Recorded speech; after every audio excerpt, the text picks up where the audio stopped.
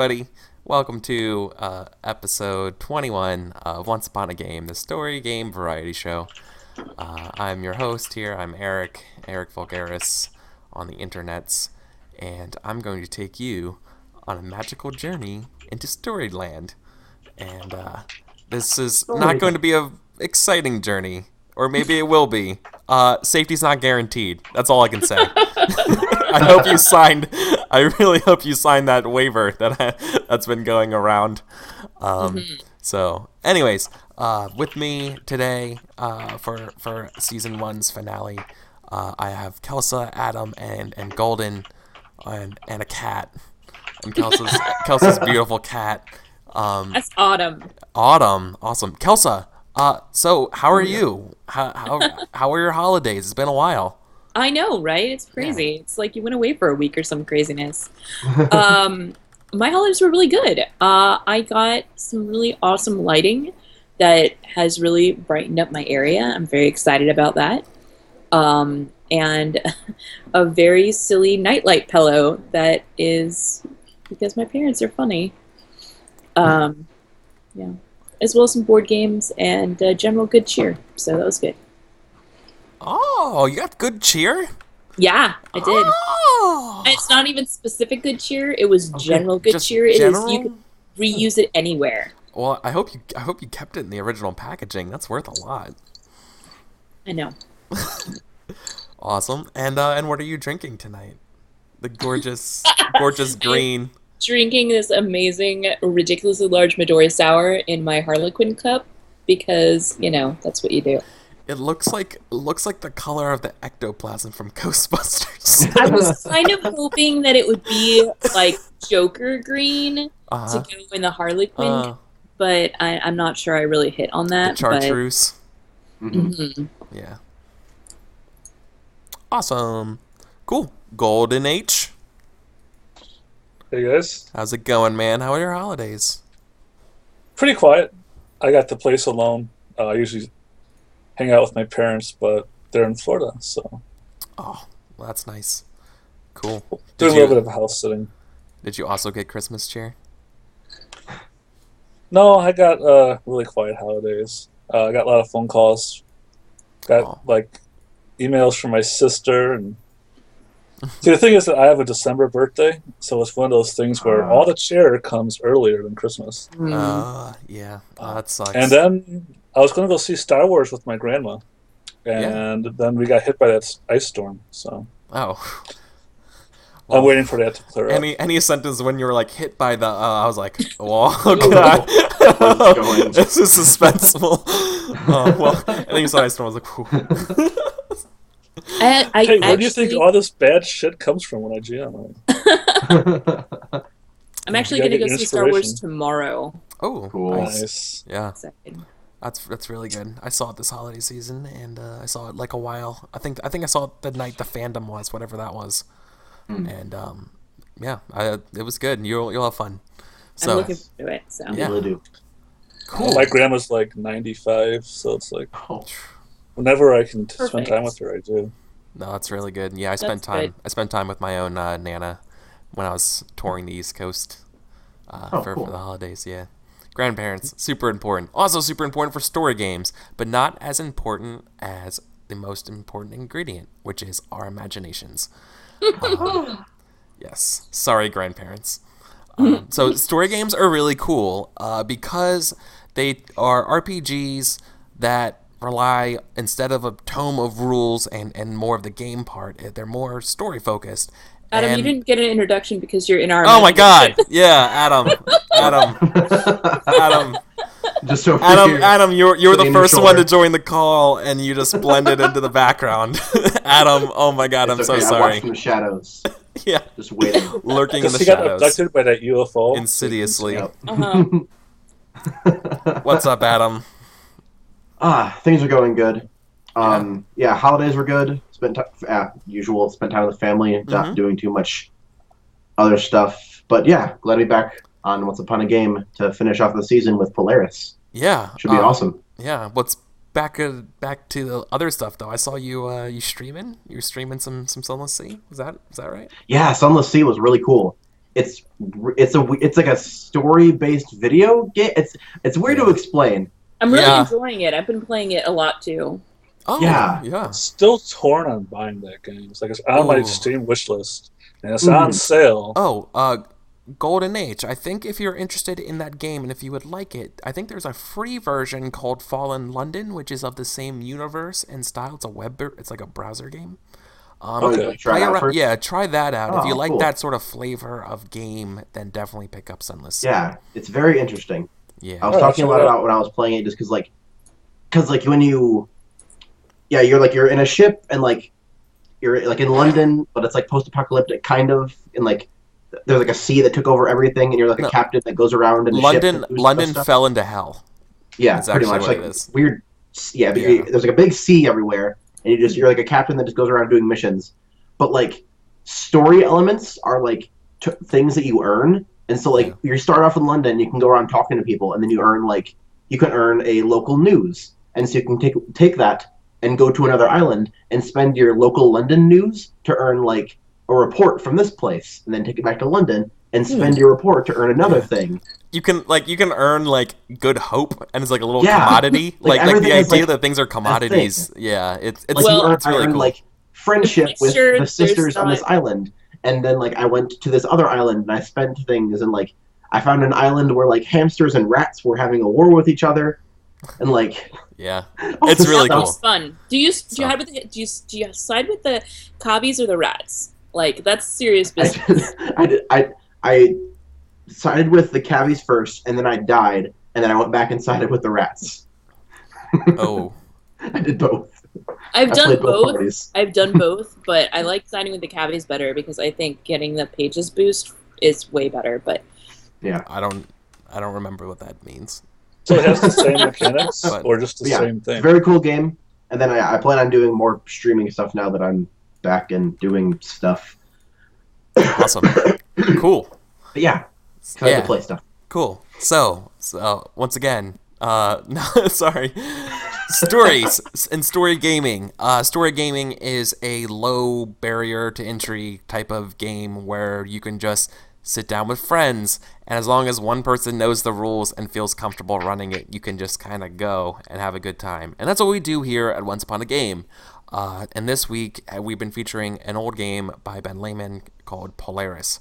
And Polaris is a very interesting game about sort of like a chivalric, time before time, mythic, Arthurian legend on the North Pole.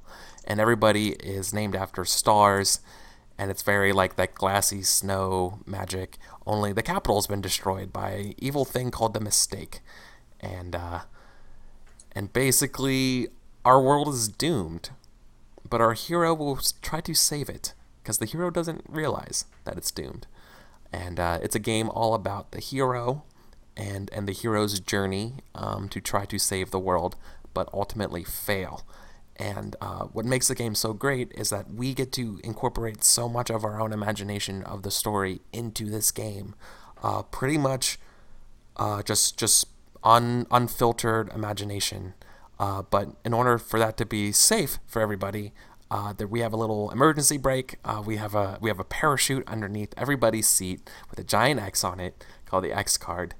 And if there's ever an issue with anything, any sort of thing like a talking dolphin, or like we're getting really, really into some sort of like abuse kind of scene or something, and it'd be like, I gotta X this out, or can we not do this, or message me. You don't have to say it out loud to anybody if it's really that much, but we will respect your decision, and we will respect your decision by totally removing that, backing up, retconning, whatever we need to do, and we will not ask why.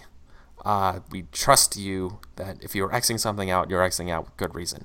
You're not called into anything like that. So, but that rule is only as good as if we're willing to follow it. Are we on board with that? Yes. Sure. Are these X cards Christmas themed? Are they red and green and gold? X cards? Well, one of you has one that's made of gold. The other one has one that's frankincense, and the other one is myrrh. Nice. And mine's just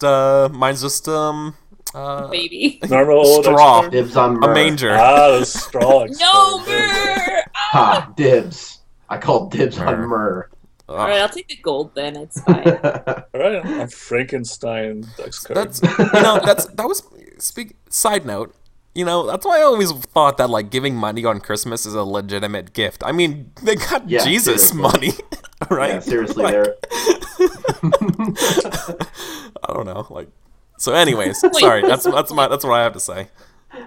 Mhm. So, Polaris.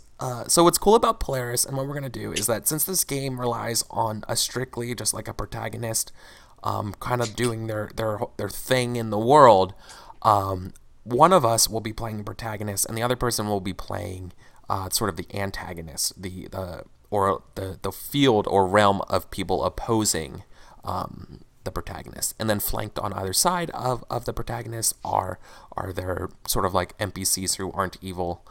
And we'll get to that in a little bit.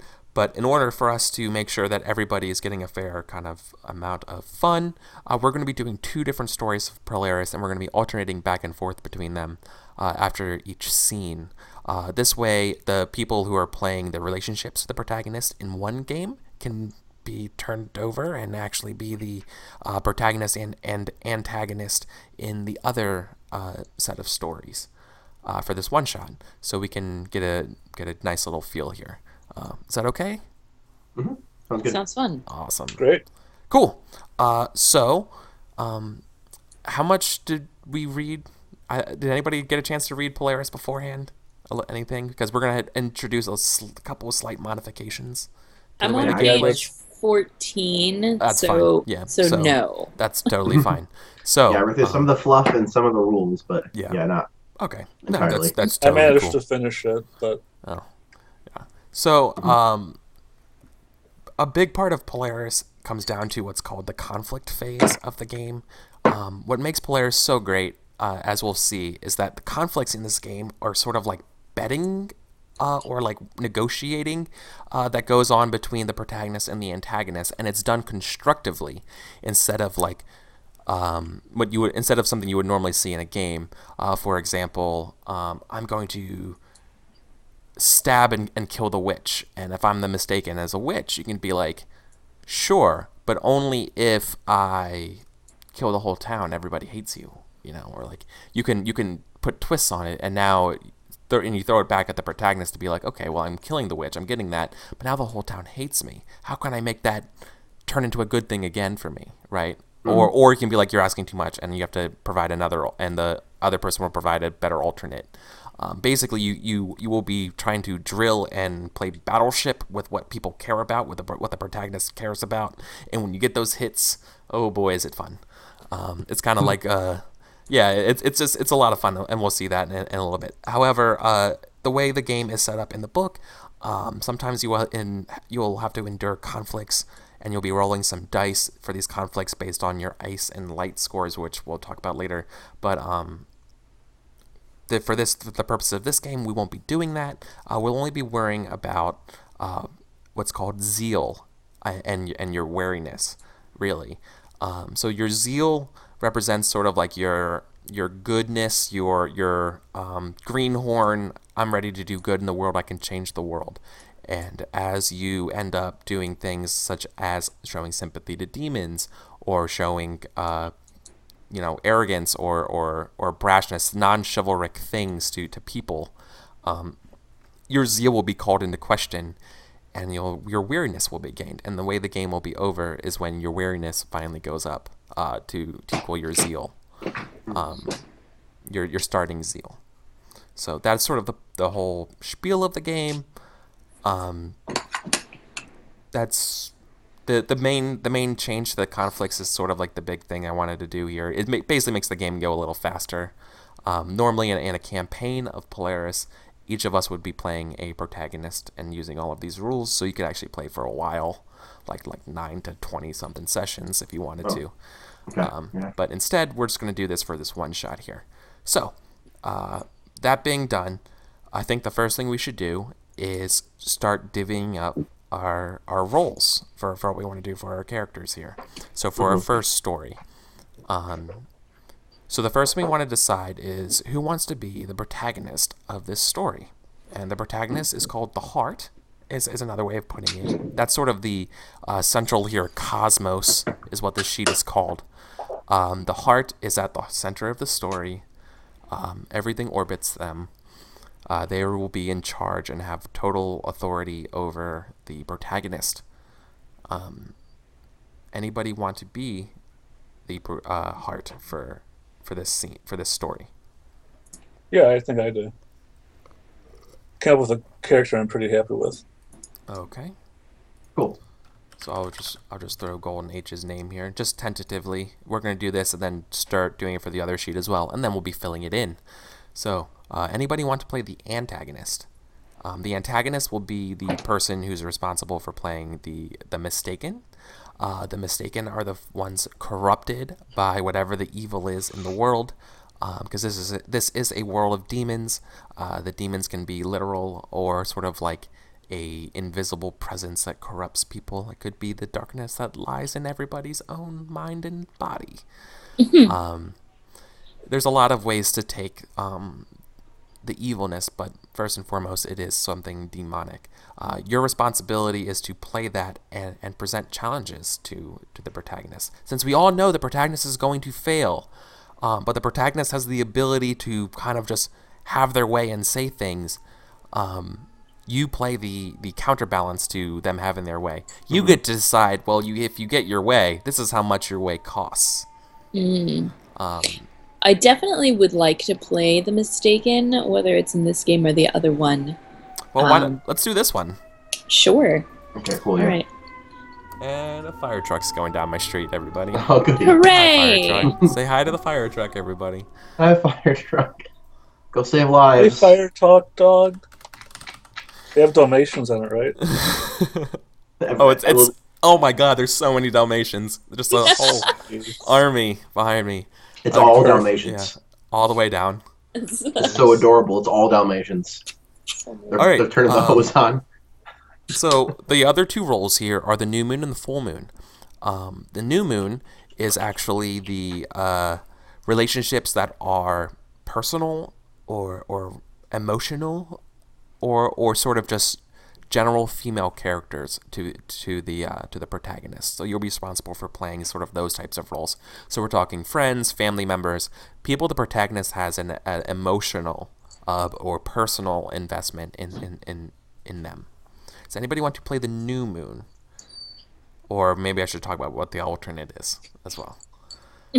So the alternate is the full moon, and the full moon you get to play the hierarchical relationships to the heart. So these are people who are like your boss or somebody in your the king maybe, somebody who might be a coworker that you don't like, that kind of thing, a colleague, something involving your sort of status and role in society, and not necessarily somebody you care about or love. Maybe it could be a family member if it's like an estranged uncle that you don't really see or something like that. But yeah. Anyways, anybody want to do the full moon or the new moon? I think I'll do the new moon for this first one. Okay. Awesome. Then I will play the full moon for the other ones. And the full moon is also responsible for random male characters. So, since Kelsa and Golden H are going to be playing the protagonist and antagonist in this story, Adam and myself are going to be the protagonist and antagonist in the other story. So I'm going to quickly drag you guys over here. Yay!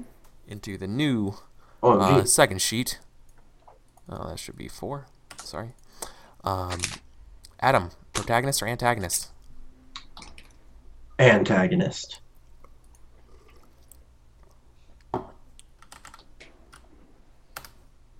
Okay. I'm gonna ruin your day. Antagonist is a lot of fun. And I will be the protagonist for this story. So, these can be any kind of story relating to sort of the fantasy realm kind of stuff. There's a lot of things in the book about sort of the lore and stuff of the world, but basically the most important part is that the North Pole is completely obliterated. Sort of the capital. It has been destroyed. Our world is now sort of like scattered around the fringes of the north. Our society is sort of kind of unraveling, but we're going to try to save it. Whether what our society looks like, what's around, that kind of stuff. And it's typically involving the world is still all nighttime all the time, with a sort of like a vast sea of stars. So, with that being done, we're going to go back to Golden H's protagonist story here, and then we're going to start coming up with names and fleshing out our character here. Do we all have a copy of the list of star names? Yes, or I do, I should say. Is that in the... Where is it? Book? It's in the book. It's in the back of the book. But I was also Okay. going to send a link out. This is free from the creator of the game. Okay, cool.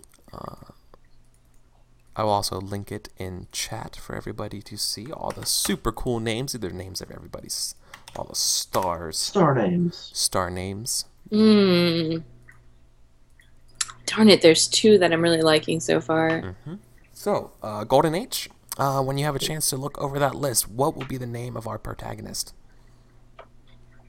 I already had a name, but I guess I can get one from this list. Yeah, it has to be. It has to be a star name. I mean, there are as many names as there are stars. So. Yes. Yeah, there's plenty of them. Nope. Every star in the world has been named, man. all seven stars. What? No. So the book lists the star names by constellation, which is weird, but so you have it. Yeah, I'm just scrolling through them real fast. Yeah. I think I want a V name. Yeah. It's like all the V names are on the last page. Mm-hmm. All right.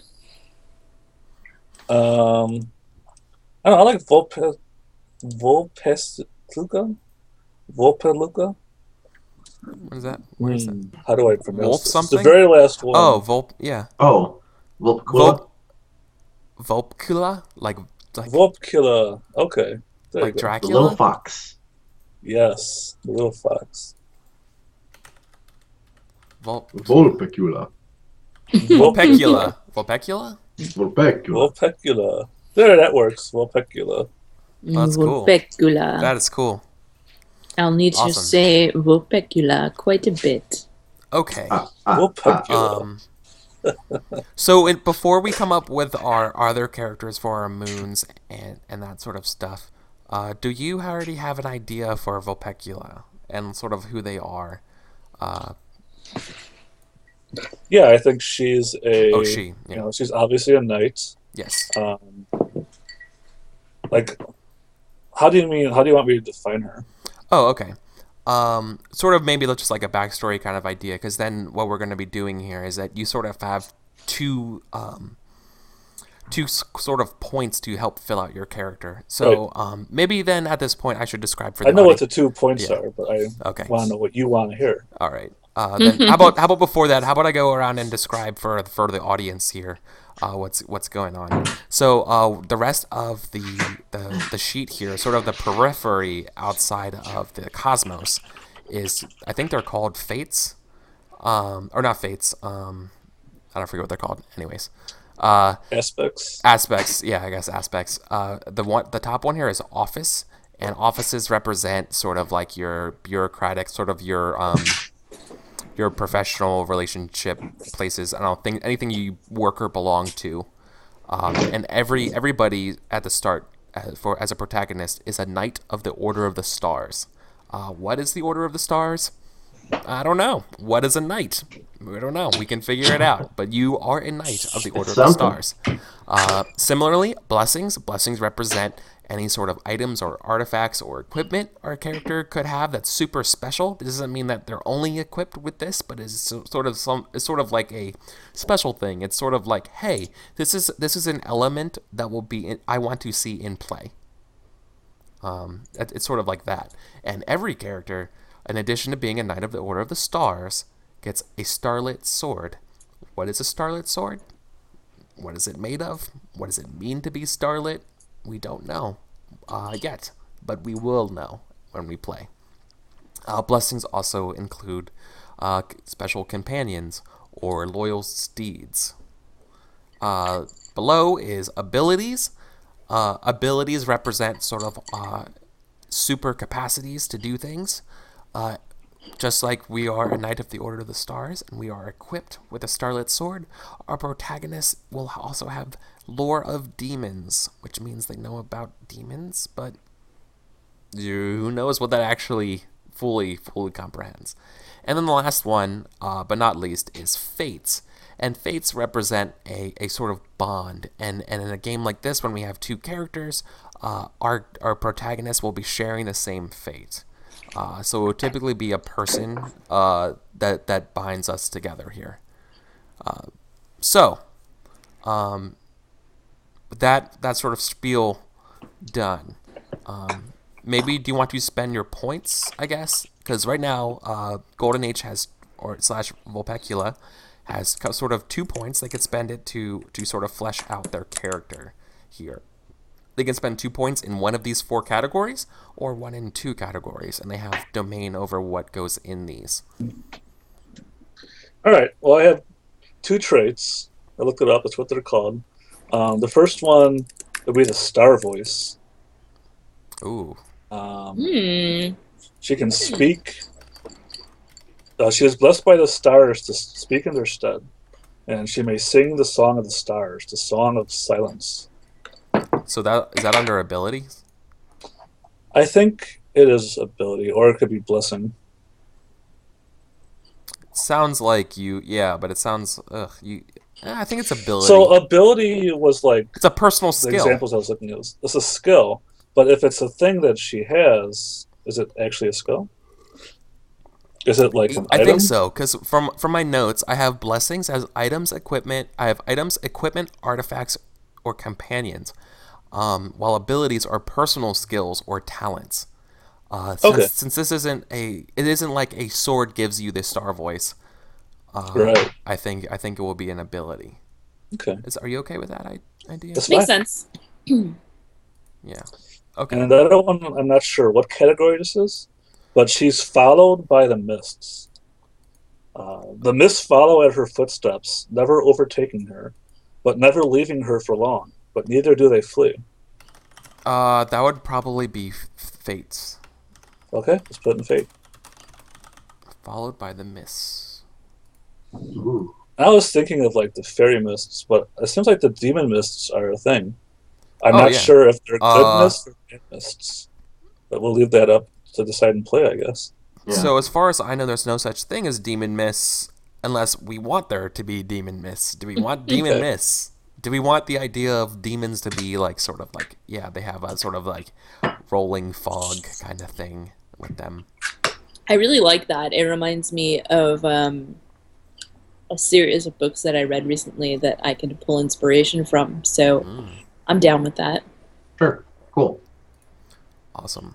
I guess we can also flesh out later, like if they are the mist, or like the mist is just a signal of them. Let me write a note about Star Voice. You command what? You can speak for the stars? Yeah, so like I was thinking like when she speaks in this voice, like you don't hear anything, you hear silence instead.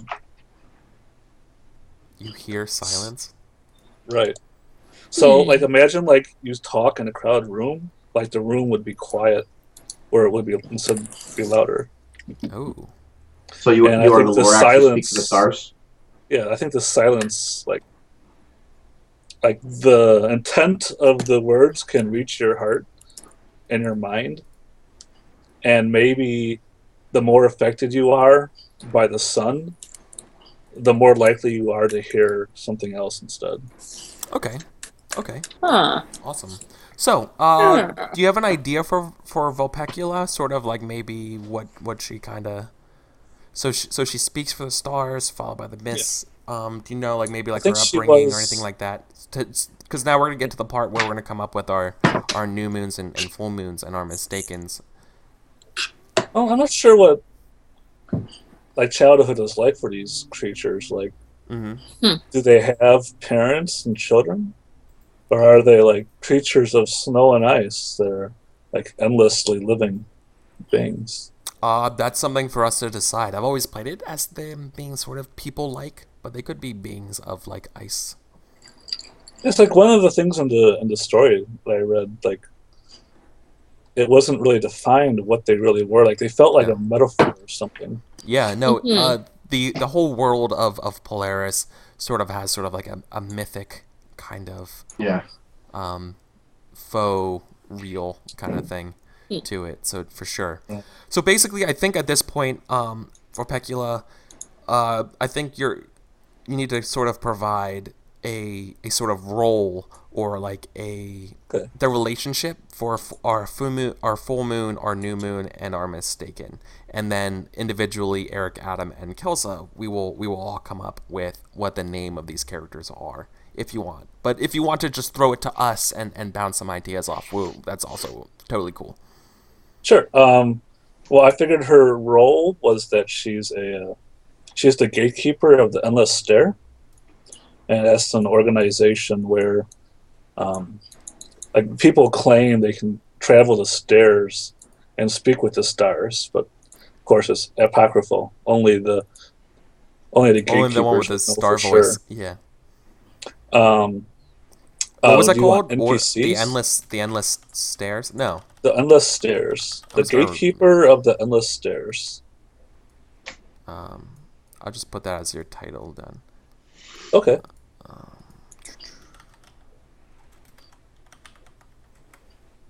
That one fit, so I'm gonna put it below. And I feel like she has peers in this society. Okay. These peers could be friends or they could be rivals. Okay. hmm Do you want me to talk about the demon? I think Kelsa, you said that you had an idea for the demon. Well, I have some ideas of how to Portray them. play. Yeah, and so Okay. there's definitely some leniency there as far as what the demons are, but as far as the main mistake, and I have a way to play them, regardless of what the demons actually are. Like, Okay. Okay. assuming that the mistaken is actually a person of some kind, that's pretty much the only limitation there. So I think unless Adam you object, I think I will probably take a peer or somebody of the gatekeeper of the endless Yeah, that stairs makes sense. as sort of the full moon because that sounds like a hierarchical. Yeah, definitely. Yeah. Unless, Or like a unless there's like social. someone that they're that Yeah. that Vulpecula is very close to in the society, then Mhm. I would say definitely a full moon. One of the things I was struggling with was deciding if she's a loner or not. Like, is she afraid of the mists? Is she like exploring the world like on her own because nobody will go with her? Or is the mists just a thing everyone seems to ignore? I mean, you are a Knight of the Order of the Stars, so you probably do have peers. Yeah. Depends on how existential Oh you no, want to that's be. not what I'm saying. I'm saying it's like the kind of like structure. Like if she's a wanderer, like of course, like does people she? from her organization can find her, Oh, but like other NPCs, like maybe they're people she's met on her travels. Maybe they're like maybe the demon is some kind of prophetess or prophet that is trying to talk about the mist or like create fear of the mist, and there isn't any right now. mm. Um, uh, and maybe like a personal connection. Is that what I need? yeah, you need something for the new moon. So the new moon would be a personal, interpersonal, style relationship. So something like a lover or a close friend or a family member. Okay. Mhm. I think there's somebody in this town that I've just came to, and I think they're my lover. It might be like something like a blacksmith, or it might be like the mayor of the town or something like that. Oh, you know what it is? It's a miller. Because I was arguing with Cross Staves about how there's not enough windmills in fiction. Oh, okay. So you're gonna have a lover. It's sort of like going to be the role, and they are a miller. Yep. And they have a giant windmill. Yes. With a windmill. I can windmill. It's not Sweet. a windmill full of corpses, is it? Oh, Maybe not. I mean, I don't know. I still want I to. got secrets. play. Yeah, I'm still trying to decide how I want to play something about the endless stairs here. But in the meantime, Kelsa and Golden Age, do we have an idea for our mistaken? I definitely think it has to have something to do with the mists. And the name I've found is El Thalimain, which is the two ostriches, and it's in parentheses, actually 2 stars.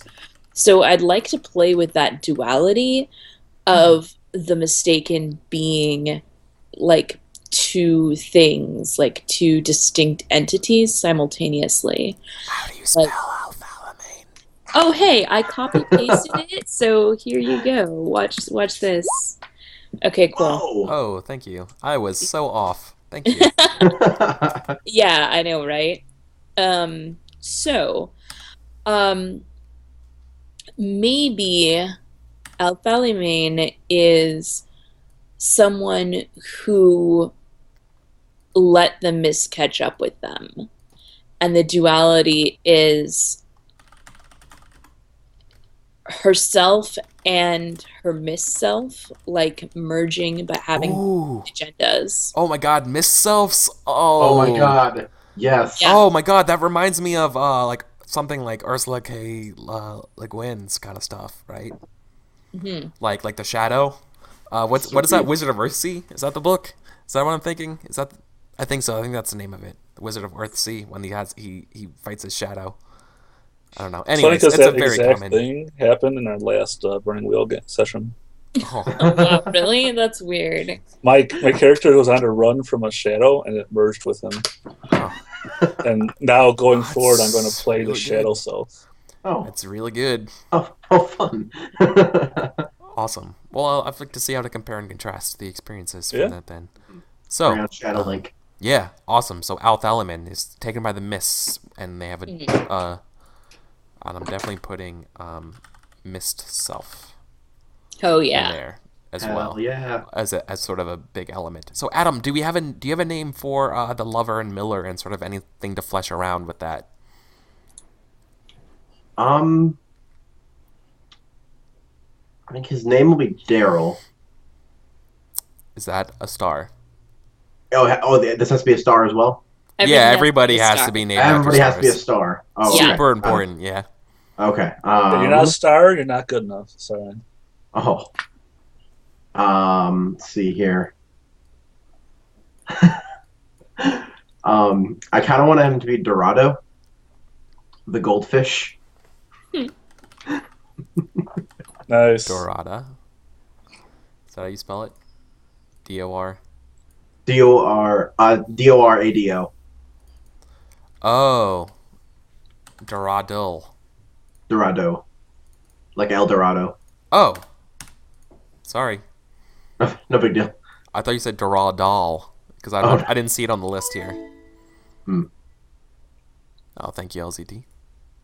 A goldfish. Super kind of you for spreading the love. So, Dorado. The lover, Miller. Okay. Was, you said Vulpecula, is she feminine? Or he? Yes, she. She. Okay. Cool. What is Dorado? It's up to Dorado. Yeah. A male. Male. Okay. Mhm. Just wondering, just for my own stuff. Yep. Yeah. Okay. I think I will be, oh,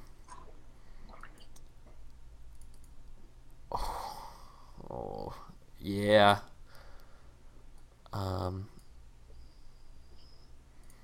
I'm thinking about being in something. So I want to do something about like the art of the endless stairs. Something like an artist or somebody looking at since you're doing something about speaking for the stairs, I'm thinking about doing something about like a painter. So I like the idea that there's stairs and that like as a knight or like whatever we're doing as gatekeepers or whatever this order is that like we have some sort of able like artistic representation that we have control over of this sort of like order or that we're doing, right? Yeah, I like that. So I'm thinking I have a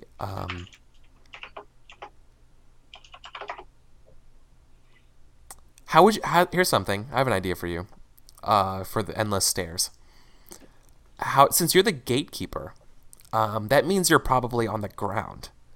What if like the endless stairs going up, there's like levels that like teeter off and there's like another keeper like halfway up and then another one like super, you know what I mean? Like Like we're there all could be a alone, gatekeeper on each level, right? maybe. Like yeah, Yeah. like or just like sitting on the staircase somewhere, like you come across them. Like, are they the people that challenge you to go higher? Or Yeah. are they the people that help you mediate your internal passage through the gate? I think it's a mediator role instead of a challenger role. I think it's sort of like a path to enlightenment kind of thing. And it's like you have to not battle them, but like you have to understand where they're coming from in a way. You know what I mean? Like that's sort of the idea of the endless stairs. Yeah, it's just I don't like in Mario 64 where you keep going up, Yeah. but you just never go anywhere. You have to get help. Yeah. Mhm. So I'm going to call it Star Painter of the Endless Stairs. So And- here's a question. Because we're not there, Mhm. does that mean nobody can traverse the stairs until we come back? No. Okay. I think we're sort of like gurus. So like you could do it on your own. I'm gonna be. Do the stairs even exist? Yeah. That's Oh a good yeah. question. Are they literal stairs? Are they I even? think they're And- Are they really even? stairs. And who's to say that you're not there? I mean, this could take place while you're there guarding the stair every single scene. That would be really, really trippy. That would I'm just actually be saying. pretty interesting. That's possible. Cool. Well, I'm going with Edisich or Edisish. How do you pronounce that? It's your name. Spell it. Yeah, it's your name. Edasich, and it's the hyena. Hmm. Sounds like Idish. Yeah. What is it? Edish? Idish. Yeah, Edish. Adesh. Edish. Edish. Edasich. Edasich. Ditch. Edasich. Adasish. Adasish. I think Edash. Adash. Or Edash. the E could be silent and it's just Dish. Edish. Ah, so many ways to pronounce this name. I don't know how to pronounce my own name. That's I mean, if that's it's why actually that's why a I don't star, talk. All I you do is gotta paint. Google it, right? No, I'm gonna pick something else. I'm gonna pick Cade. Cade. I like Cade actually. Cade's a good name, and that means broken eggshell, which actually sounds really cool. So I will be Cade. I am a star painter of the Endless Stairs, so we belong to this similar order. Cool. So we are ready to begin for this story. So what we're going to do now is we're going to hop over and flesh out our second story over here. So I need to come up with a heart for this story. I'm going to pick, looking through the list of names, trying to find a cool one, pointing at one randomly. Ooh, Lesath.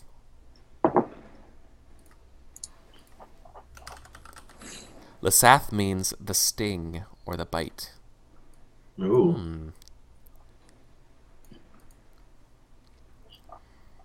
Okay, I can see I can see this. So I think Lesath, Lesath is a orator, I think. Or like a lawyer. He's some sort of like justice legal professional, and I think that we are going to see he is particularly what would you call somebody who's responsible for like the nobility as sort of like the consigliere, and like the Godfather's attorney, like the attorney for the royal majesty. I don't know. Assistant? Yeah, I don't know. Executor? Maybe, but like something like that, right? So I'm thinking he like belongs to like the royal or like some sort of like upper nobility, and he's sort of like the legal person for that. So I think I'm going to give myself the ability of I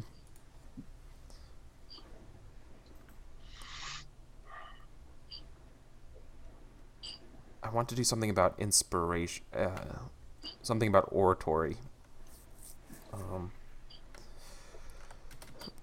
don't know. Great speaker. Done. I have the ability of great speaker. Great speaker. How about the seneschal? I think it could be a seneschal. I always thought of seneschals as sort of like glorified janitors. How about Chamberlain? I think it might be Chamberlain. I think that sounds right, actually. Yeah, that sounds right. I thought seneschal sounds cooler. Yeah, no, seneschal does sound cool. They're like an administrative assistant. Only they're in charge of everything. Blessings, I will have the writ of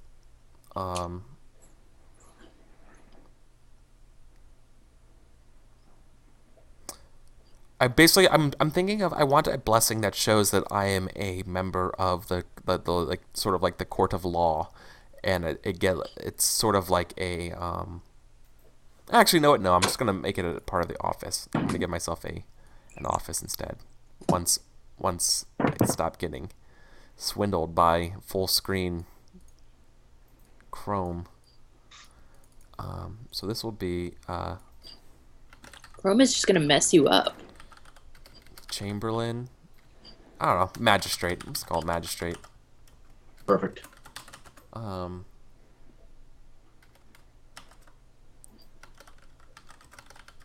Say magistrate of the royal courts. The March Lord? The March what? The March Lord. Ooh. That might be a good person to add to my stuff. Okay, I'll totally play with that. So, I think I need I want a rival type character. Mm-hmm. I would also want it could also be a romantic rival. Doesn't have to be a legal rival, like a professional rival. However, that would be really cool. Could it be both? Yeah, it could be both. I'm liking this.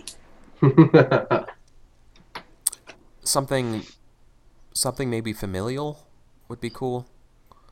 Or at least something. Yeah, no, familial would be good.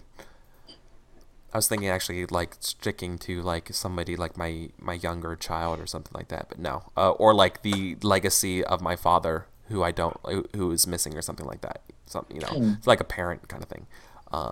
And I don't know what I want for the Mistaken, but might have something to do with a crime that I'm trying to solve or something like that. I got a name for your Mistaken if you want it.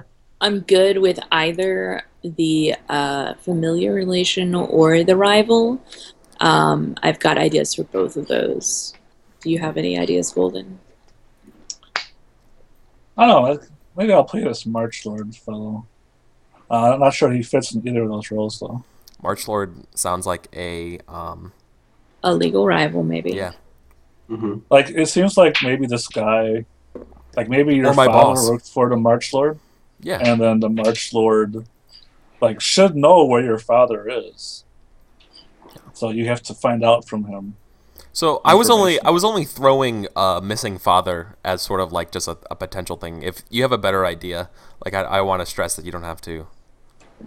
No, I'm just riffing off what you're going with. I'm dumb. Did we decide between Kelsa and Golden H on who you want the moons for you two for this guy? That's what we're trying to hash out right now. Oh, okay.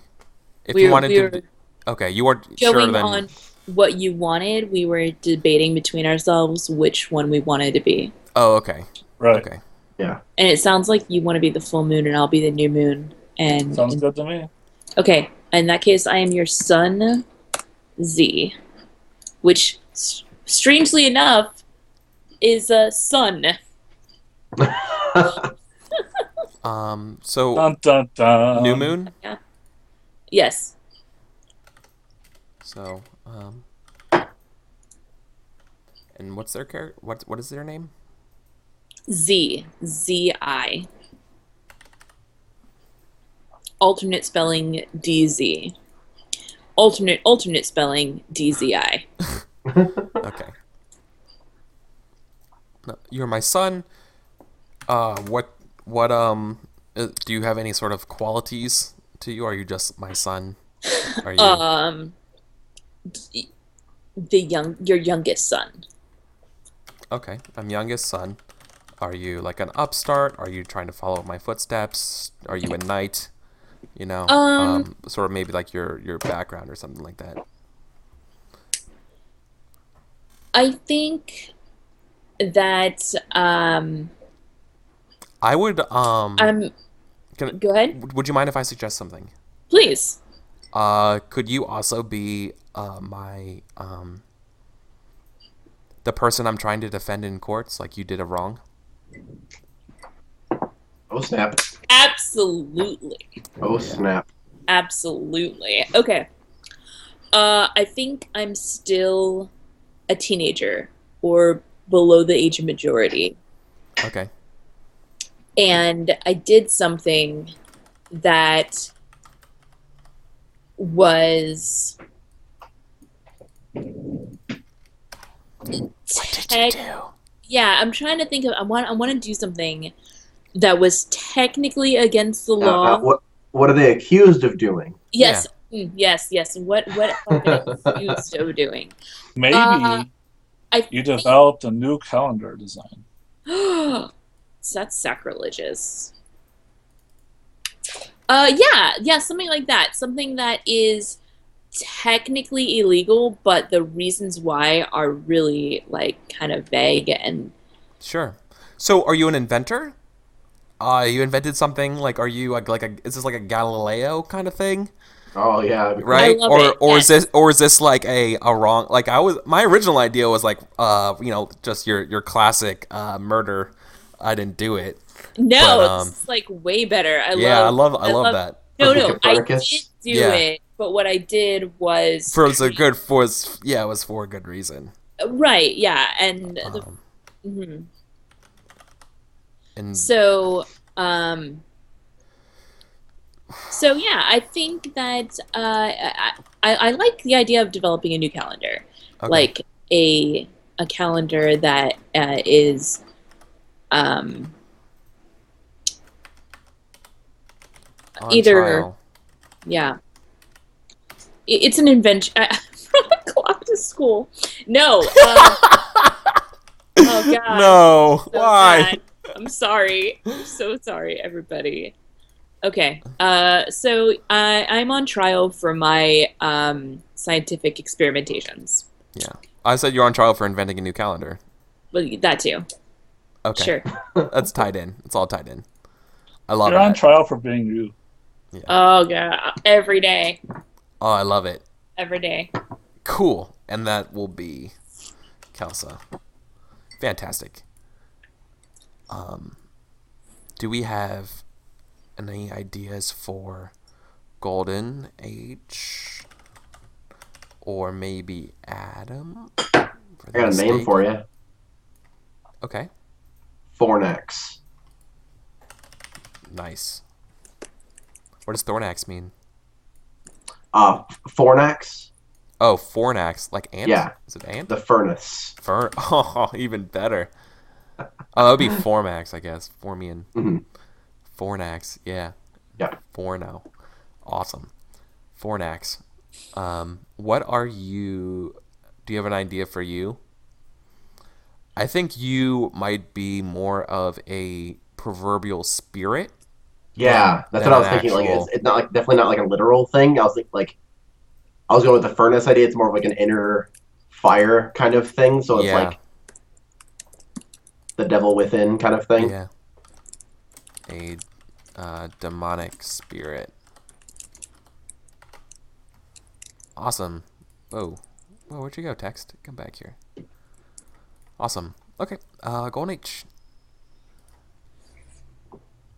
I think I'm gonna name the March Lord Andromeda.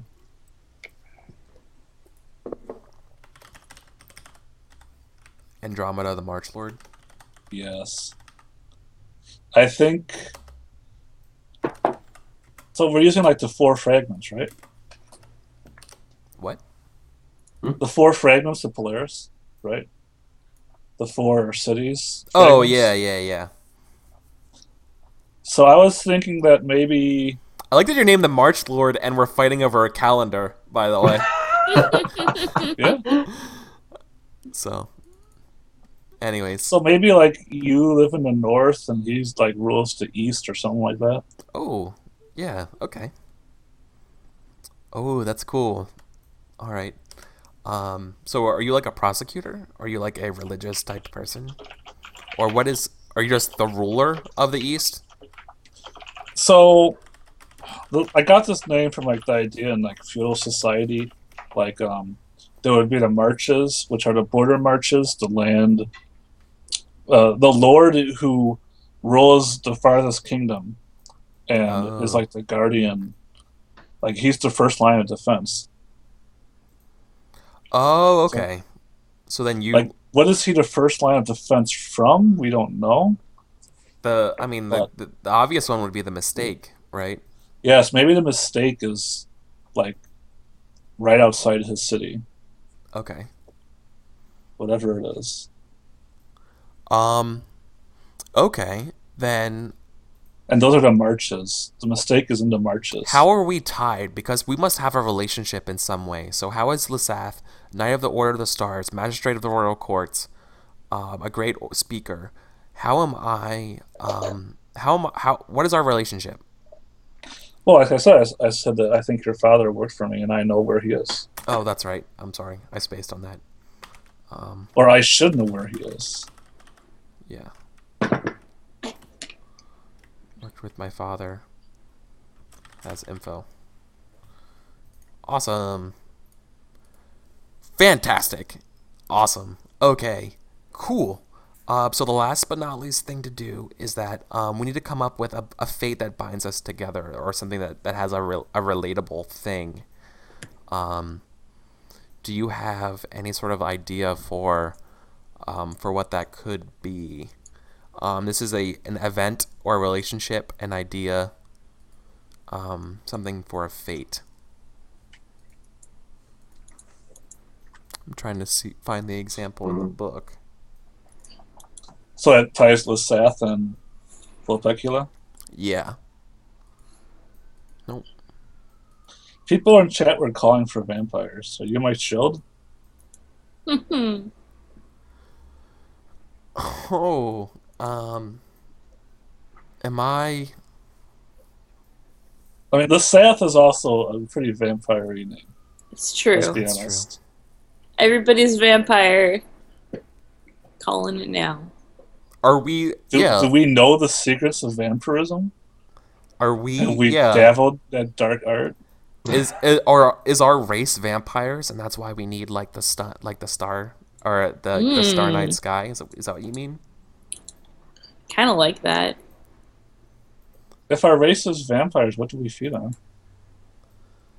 I don't know, but it does make sense because like vampires are symbols of. We don't need to feed on anything as long as the stars are out. It's only when the sun shines that we're required to. Ooh, okay, sounds good to me. Oh wow, that's really good. Actually, that's super good.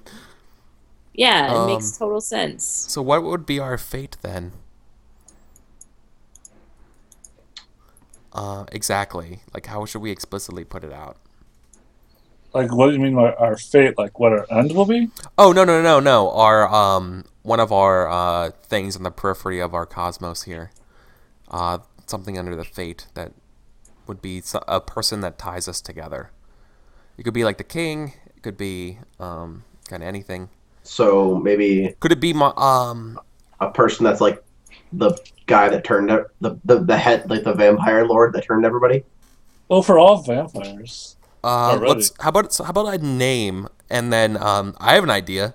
It could be for my relationship to him. It could be my father. And and then flipping back over, we can He's have the last person that she guided to the endless star. Oh my God! Why are we playing? We're done. Let's write a book. That's so good. Oh yeah. So the fate will be the last person